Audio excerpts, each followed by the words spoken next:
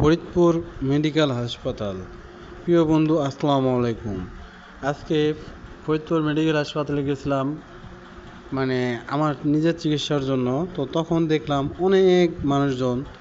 তো দেখলাম আর আফসোস করলাম যে মানুষ কতটা অশান্তির মধ্যে রয়েছে, কত রকম রোগ ব্যাধি নিয়ে রয়েছে।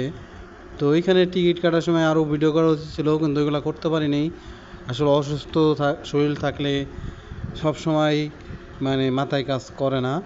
তো এই জন্য পরবর্তীতে একটু ভিডিও করছিলাম, যেহেতু গেছি আর আমাদের ভিডিও ওইভাবে করতে হয়, এই জন্য মূলত ভিডিওগুলো করছি।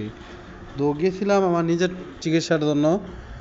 তো এইখানে আমার দোতলায় আর কি উঠতেছি, এই দোতলায় আর কি টেস্ট ছিল, ওই টেস্ট করার জন্য আর কি দোতলায় গেছিলাম। তো টেস্ট করবার দেখা শুনি যে সিরিঞ্জ নাই।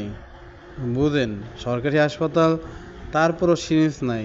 যাই হোক, কোনো কিছু মনে করলাম না। পরে শেষে নাইমা সিরিঞ্জ এনে দিলাম, এনে দেওয়ার পরে রক্ত দিয়ে আসলাম।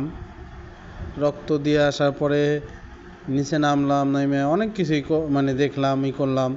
সারাদিন অবশ্য অনেক গুড়ি বৃষ্টি ছিল। ওই যে দেখেন সিরিয়াল টেস্ট দেওয়ার পরে ওই কাগজগুলো আমার হাতে দিচ্ছে, তখন আর কি আমি নাইমে যাইতেছিলাম।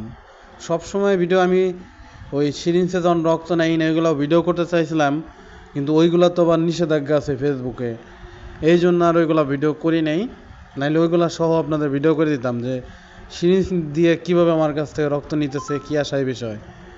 তাই এই জন্য ওইগুলো না করে আমি পরেরগুলো করছি। তো এই যে দেখেন নামতেছি, দেখেন কত লোক খালি বাড়তেইছে। বৃষ্টির কারণে লোক একটু কম প্রথমে ছিল, পরে দেখে কি লোকজন খালি আসতেইছে।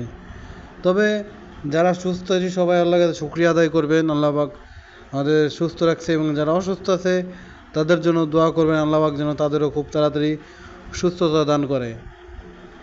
দেখেন কত মানুষ, বৃষ্টি হইতেছে ঘুরে, তারপরেও লোকজনের সমার কত, অনেক লোকজন বাইরে দিয়ে ওদিক দিয়ে আরও অনেক আছে। তো আমি হাঁটতে যাইতেছিলাম, গুড়ি বৃষ্টি ছিল তার মধ্যেও। তো এইখানে আবার হাতের স্লিপটা ভিজে গেছিলো, ভিডিও করতেছিলাম, খেয়াল ছিল না ওইটাই কাগজটা ভিজে গেলে নষ্ট হয়ে যাবে।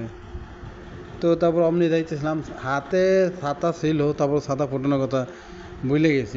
অসুস্থ থাকলে মানুষ দা হয়। তা আমারও সেম একই কাহিনী হয়েছে। এই যে একবার ওইটা পানি ছাড়ে, মাঝে পানি ছাড়ে, খুবই ভালো লাগে। বিশেষ করে রাত্রের সময় খুবই ভালো লাগে। ওই একবার ছাড়লে পরে তখন লাইট জ্বলেই করে। তো সবার জন্য দোয়া করবেন, আল্লাহ যেন সবাই সুস্থ দান করে। আর সর্বশেষ আমার নিজের চেহারাটা একটু দেখাইলাম। দেখেন অসুস্থতার কারণে